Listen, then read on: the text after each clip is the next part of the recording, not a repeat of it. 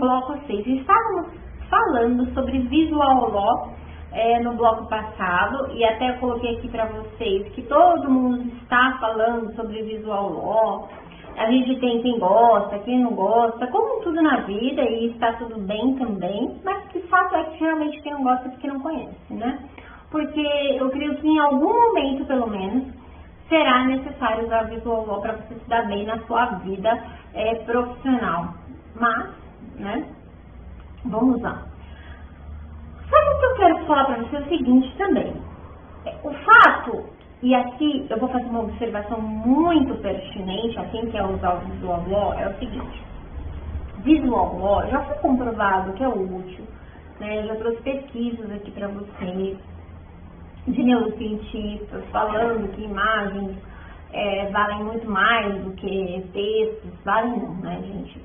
Tem uma interpretação muito mais rápida no cérebro da pessoa do que o texto, que você ainda tem que decodificar, enfim.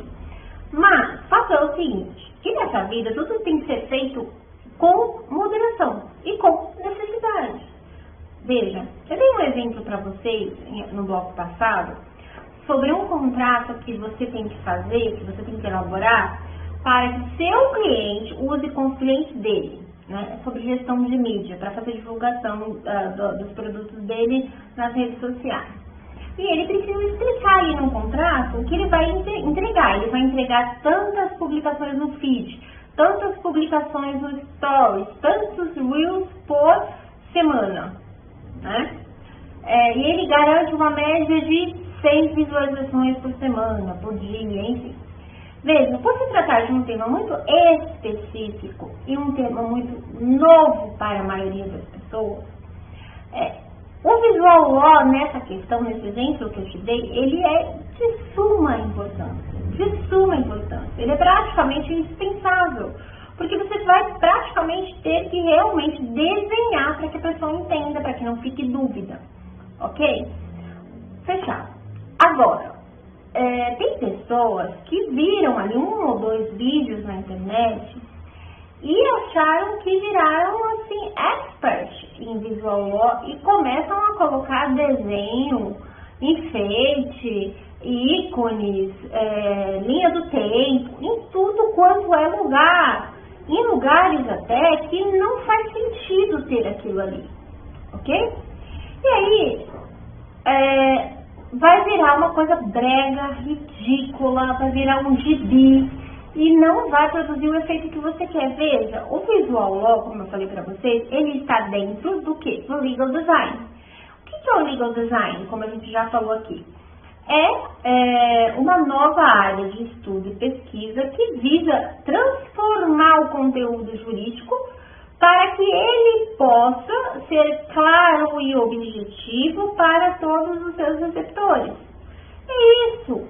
Agora, se você usa uma das técnicas de Visual Law, achando que é só para deixar bonito e enche de coisa, você não vai estar garantindo o que você quer, que é a comunicação efetiva, que é passar a sua mensagem. Porque você fez da sua petição inicial um verdadeiro carnaval, um verdadeiro gibi. O juiz vai achar ruim, a parte contrária vai achar ruim, ninguém vai entender nada do que você está falando, porque ficou muitas cores, ficou muito colorido, ficou muita informação, ninguém entendeu nada. Eu até vou trazer para vocês, mais para frente aí, uma contestação que foi muito discutida, que aplicaram algumas técnicas de Visual Law, e ela teve uma repercussão muito mais negativa do que positiva, tá? E eu vou te explicar o porquê na ocasião. Eu vou trazer o modelo aqui para vocês, vou deixar até o modelo disponível para vocês entenderem por quê. Ficou over. Como eu posso explicar para vocês? Ficou demais. E aí, quando ficou demais, ela deixou de cumprir o resultado, porque a ideia é que você faça com que a pessoa veja o seu texto. Tô olhando aqui para ver se eu acho alguma coisa que eu posso usar de exemplo para vocês. E entenda o que você quer falar, de forma rápida, clara e simples, e não ficar vendo um monte de cores e tentar interpretar tudo aquilo, uma coisa não conversa com a outra. Então veja, não é isso. Não é isso que eu quero que você faça. Por isso que esse curso não é mais um curso de Visual Law. Não. Ele é um curso de Visual Law com base em estudo, com base em bom senso, porque senão vai ficar ridículo o seu trabalho. E não é isso que a gente quer. A gente quer que você tenha serviços, como a gente já falou aqui, revolucionários, tá? E não que você vire motivo de chacota aí no meio jurídico. De forma nenhuma, longe disso, não é o que a gente quer. Por isso que eu já de antemão, antes de começar a falar sobre Visual Law, eu falo, não caia nisso. Eu aqui vou trazer muitos exemplos com muita coisa, muito mais elementos até do que eu utilizo no meu dia a dia, mas por uma razão. Eu estou aqui para te demonstrar as ferramentas e tudo que você pode fazer. Não necessariamente que você vai ter que copiar tudo que eu fiz. Eu preciso fazer muita coisa para te mostrar muitos elementos, ok? Mas não é isso que eu quero que você faça. Eu quero que você aprenda a identificar o que é necessário ali. Olha, aqui não é necessário muita coisa, Sueli, mas aqui é necessário. Aqui não é necessário colocar uma linha do tempo, porque ninguém está falando nem direito de linha do tempo. Não, mas Sueli, eu estou falando aqui e aconteceram várias coisas consecutivas no dia seguinte que precisa. Uma linha do tempo facilitaria. Perfeito. Agora, não tem necessidade nenhuma de uma linha do tempo. Para que você vai criar uma linha do tempo naquele documento, meu Deus do céu? Não faz sentido, não é isso que eu quero. Por isso também que eu falei para vocês que tenha sempre em mente uma coisa, menos é sempre mais. Se você não tem segurança, se você ainda está com medo, se você ainda está com receio, não usa, ou usa o menos possível até você poder ir ganhando segurança, até você ir tendo aquele feedback do seu cliente, o feedback do juiz. Nossa, que legal isso, esse documento está interessante, está legal, dá para entender muito mais fácil. Você vai aos poucos, não precisa você se empolgar e sair colocando um Visual Law em tudo que é coisa. Pelo amor de Deus, não faça isso, porque vai ficar feio, você pode até se prejudicar, perfeito? Tem que ser com muita cautela que você tem que usar o Visual Law. Agora é o seguinte, eu vou trazer alguns temas importantes para a gente tratar aqui, que é o seguinte. Muita gente acha que é conflitante você usar o Visual Law, por exemplo, numa petição inicial. Não é. Se ela favorecer, se ela fizer com que seja a sua mensagem ela seja de fato compreendida, ela é até necessária. Eu não sei se vocês viram que recentemente teve o julgamento lá, o júri da Boate Kiss, né? E ambas as partes envolvidas ali, tanto quem estava pelos pais dos jovens que morreram, quanto pelos que eram responsáveis pela boate, eles fizeram uma simulação muito realista e virtual para demonstrar como que era a boate. Foi um recurso muito bom para ser usado e até indispensável no caso para poder explicar para o leigo, que era quem ia dar o veredito final ali, a situação da boate, entende? Então você já percebe que já é um recurso muito utilizado no meio jurídico, só que ele tem que ser usado de acordo com a necessidade, tá? Isso é muito importante você ter isso em questão e também tem que ser usado de acordo com a necessidade e, a depender do documento que você vai fazer, de acordo com o seu brand, com a sua identidade visual, para não ficar conflitante, para não ficar, vamos dizer assim, muita coisa, sabe? Porque, veja, se você tem um papel timbrado, todo colorido, ou com uma cor muito forte, muito chamativa, tipo um vermelho, que a gente vai até colocar de modelo aqui para vocês, pode complicar, entendeu? Vai ficar parecendo um carnaval e não é. Então você precisa fazer com que uma coisa case com a outra para ficar harmoniosa, gostosa de ler, uma leitura agradável, que seja interessante, tá? Agora você pode me perguntar, tá, Sônia, mas o que é Visual Law? É ver o direito? Gente, na verdade, é como você vai apresentar questões do direito para terceiros, para os receptores, ok? Sejam eles quem forem. técnicas, tá? Então hoje a gente tem no mercado diversas ferramentas, diversas possibilidades. Existe hoje vários recursos, vários aplicativos, vários elementos importantes que você pode usar a seu favor. Então não é uma coisa só que você vai usar, e você não é obrigado a usar tudo. Você vai usar o que convier naquele momento, o que for necessário naquele momento para estabelecer a melhor comunicação. Perfeito? Dito isso, a gente vai concluir essa parte aqui, ó. Então, Visual Law é usar técnicas do Visual Law de forma adequada. Ele vai ser sim um diferencial na sua carreira, na sua advocacia, de forma adequada, tá? E ele se aplica conjuntamente a todos os conceitos que abordamos aqui, perfeito? Aí sim, ele vai ser um divisor de águas na sua carreira. Então, veja, não dá para ignorar o conhecimento técnico, o conhecimento acadêmico, o conhecimento da lei, o conhecimento das mudanças da lei, o conhecimento das ferramentas, o conhecimento do contexto todo, de interligar uma coisa com a outra. Veja que tudo que a gente falou aqui, você vai somando. Não é isso que vai fazer diferença. É isso, mais isso, mais isso, mais isso, mais isso. É a soma, tá? Visual Law sozinho não vai fazer nada, texto sozinho não vai fazer nada, tecnologia sozinha não vai fazer nada, perfeito? Deu para você compreender? É sempre uma coisa somada à outra, sempre com muito bom senso, muita cautela, aí sim vai ser com certeza para vocês um divisor de águas. E agora a gente vai falar sobre os valores, como que isso pode agregar valor ao seu trabalho, à sua carreira, ao seu escritório. Quem souber aproveitar tudo isso que a gente vai falar aqui no curso com bom senso e com propriedade, porque a gente viu a base de cada coisa aqui, do emissor, do receptor, da mensagem, se você souber diferenciar tudo isso, você com certeza vai ter um diferencial muito bom na sua carreira, tá? Isso vai fazer realmente uma boa diferença. Como assim, Suelen, valores em Visual Law, né? As pessoas podem perguntar, gente, quando você se preocupa com o próximo, se ele está entendendo o que você está falando, isso é humanidade, isso é ser humano, isso é empatia, isso é valorizar o outro. E a outra parte, seja ela quem for, ela se sente bem com isso. Ela percebe que você se preocupou com ela.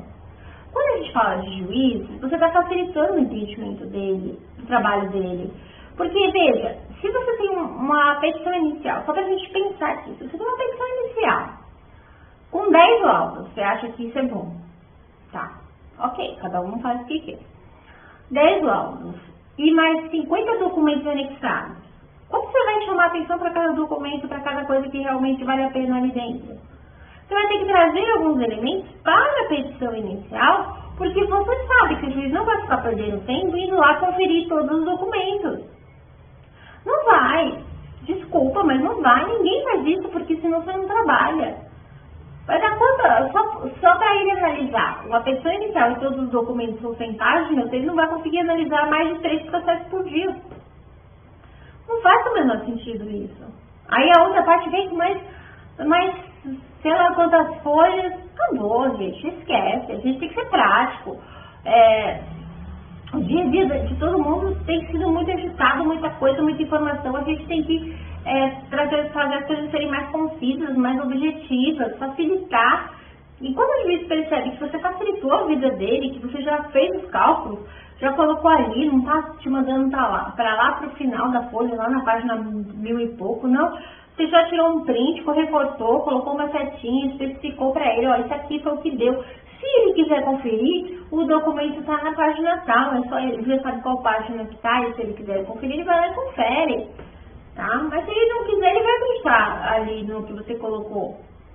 Ok? Até porque se a outra parte ver que é mentira sua, ele vai contestar e ele vai lá ver. Mas veja, vamos facilitar. Se você está falando de um inventário, tem 300.000 pessoas dentro do inventário, quando você começar a descrever todo mundo, o juiz não sabe nem de quem você está falando, nem você. Vamos ser sinceros? Vamos ser sinceros aqui, só eu e você? Nem você sabe. Nem você vai saber. Seu inventário com mais pessoas, mais de 6 pessoas envolvidas, tá? Das 6 pessoas de herdeiros, quando eu falo fora os cônjuges, os filhos. Meu Deus do céu, chegar no final, quando for discutir aquilo, nem você vai lembrar o nome de todo mundo. Nem você. Quanto mais o juiz, pelo amor de Deus, gente. Vamos raciocinar. Você vai facilitar a vida do juiz, você vai fazer ali uma árvore genealógica. Toda vez que tiver dúvida, ele só volta lá na página que tem a árvore e diz, ah, tá, eu sei quem é. E você também, você volta lá e, ah, tá, sei quem tá falando, volta para continuar lendo. Você está facilitando o trabalho do juiz, ele vai ficar feliz, ele vai entender, e muito provavelmente ele vai ser mais favorável a você se de fato tiver base legal para isso também. Não é só a questão do visual law, né, gente? Como eu falei, é uma coisa somada à outra, tá?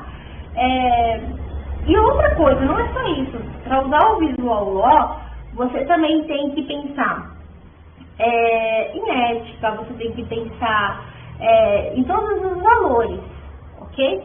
Que a gente possa pensar. Responsabilidade social, sustentabilidade, transparência, tudo isso está agregado ali ao trabalho de visual law e não dá para ser dissociado, tá? Veja, quando você consegue fazer trabalhos pensando nisso, você sempre vai ter segurança. Eu até trouxe, não sei se está aqui ou se está no outro elemento. Aqui, eu coloquei aqui, um trabalho que não irá oferir crédito, raça, sexo, que irá sempre primar pelo respeito do próximo, mesmo diante de questões difíceis. Porque, veja, de repente você quer defender tanto o seu cliente, aí você cria uma arte lá, que nela pode ser encontrado algum conteúdo racista, algum conteúdo homofóbico, algum conteúdo que menospreza a mulher. Então isso não vai favorecer o seu trabalho. Então tudo tem que ser feito com valores, com ética, com respeito, ok? Então tudo isso está dentro do visual law, sim, porque está dentro do seu trabalho. Porque aqui a gente aprende um todo e não partes. Perfeito? Deu para você compreender? Então eu até coloquei aqui, ó. Ah, tá. Coloquei aqui um exemplo para vocês. Que um advogado, ele ficou com raiva porque o juiz não deferiu. Depois vocês leem aqui, é muito interessante. E o advogado foi muito grosso. Ele foi desrespeitoso. Tanto que a petição foi encarada como uma ameaça.